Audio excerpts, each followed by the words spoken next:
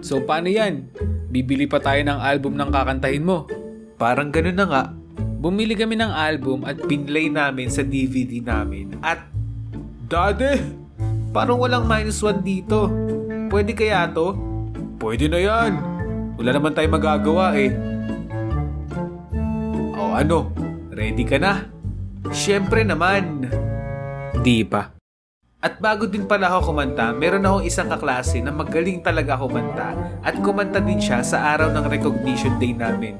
Pero mas nauna siya kaya hindi ko napanood kung paano siya nag-perform. Late na kasi kaming nagpunta. Pero in-update lang ako ng mga kaklase ko pagdating ko sa school. Uy, Arkin, ang galing ni Tim kumanta. Galingan mo din ah. Good luck sa'yo. Uy, nandiyan ka pala. Thank you.